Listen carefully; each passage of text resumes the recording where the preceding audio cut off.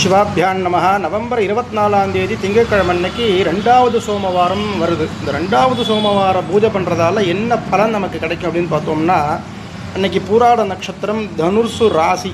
So சோமவாரம் அப்படின்னாலே சந்திரன், திங்கட்கிழமை சந்திரன், பூராடம் சுக்கிர பகவான், தனுசு ராசி குரு. ஸோ சந்திரன், சுக்கிரன், குரு இந்த 3 கிரகத்துடைய காம்பினேஷனுக்கு உண்டான பலன் நமக்கு கிடைக்கும். என்ன அப்படின்னு பார்த்தோம்னா, சுக்கிரன் யாருன்னு கேட்டிங்கன்னா கலத்திர காரகன்.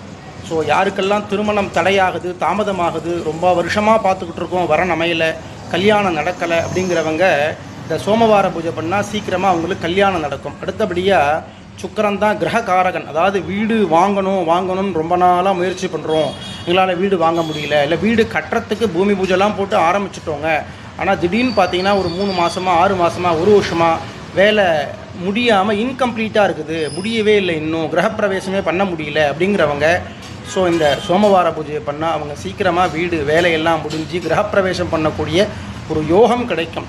இல்லை நான் வீடு ஃப்ளாட் சிஸ்டத்தில் நான் பார்த்துக்கிட்டு இருக்கேன், எனக்கு சரியாகவே நான் எதிர்பார்க்குற மாதிரி வீடு எதிர்பார்க்குற லொக்கேஷனில் அமைய மாட்டேங்குது, இப்படி பிரச்சனைன்னு சொல்கிறவங்களுக்கு அவங்க எதிர்பார்த்த இடத்துல எதிர்பார்த்த மாதிரி வீடு அமைஞ்சு கிரகப்பிரவேசம் பண்ணக்கூடிய யோகம் கிடைக்கும். முதல்ல திருமணம் ஆகாதவர்களுக்கு நல்ல ஒரு திருமண வாழ்க்கை, வீடு சம்பந்தப்பட்ட பிரச்சனை இருக்கிறவங்களுக்கு சீக்கிரமாக அந்த வீடு கட்டியோ வீடு வாங்கியோ கிரகப்பிரவேசம் பண்ணக்கூடிய யோகம் கிடைக்கும். அடுத்தபடியாக புத்திரகாரகன் குரு பகவான். ஸோ தனுசு ராசி அன்னைக்கு, அதனால் சுக்கிரன் தனுர் ராசியில் போகிறார். அதனால் தனுசு ராசிக்கு உண்டான பலன் என்னன்னு கேட்டிங்கன்னா, குரு பகவான் புத்திரகாரகன். குழந்தை பாக்கியத்தில் யாருக்கெல்லாம் தடை தாமதங்கள் இருக்குதோ, குழந்தை பாக்கியத்துக்கு முயற்சி பண்ணி நிறைய பேர் இன்னும் 1 வருஷமாக 2 வருஷம் ஆகுது, இல்லை நான் ட்ரீட்மெண்ட் போகிறேன், ட்ரீட்மெண்ட்லேயும் எனக்கு சக்ஸஸ் வரமாட்டேங்குது அப்படின்னு சொல்கிறவங்க எல்லாமே இந்த 2வது சோமவாரத்தை பூஜை பண்ணும்பொழுது அவங்களுக்கு குழந்தை பாக்கியத்தில் தடை இருக்கிறவங்களுக்கு சீக்கிரமாக ஒரு நல்ல குழந்தை பாக்கியம் கிடைக்கும்.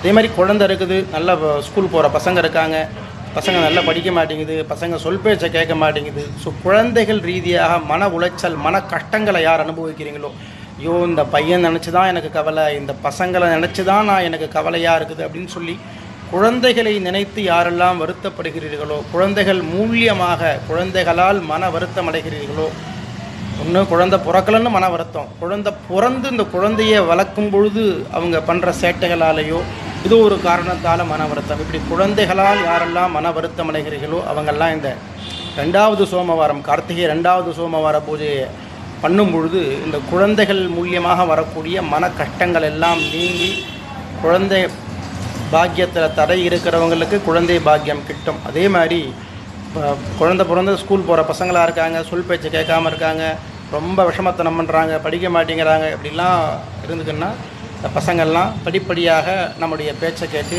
நல்லபடியான ஒரு நல்ல நமக்கு கஷ்டம் தராத குழந்தையாக இந்த குழந்தைகளால் மன வருத்தம் நீங்கி சந்தோஷம் அடையக்கூடிய ஒரு நிலைமையை சிவபெருமான் தருவார். அப்படிப்பட்ட பலன்களை எல்லாம் இந்த கார்த்திகை 2வது சோமவாரத்திற்கு உண்டான பலன். எனவே இதை கேட்கின்ற பார்க்கின்ற அனைத்து சிவபக்தர்களும் இந்த 2வது சோமவார பூஜை செய்து சிவபெருமானின் அருளை பெறுமாறு கேட்டுக்கொள்கிறோம். சிவாய நமஹ.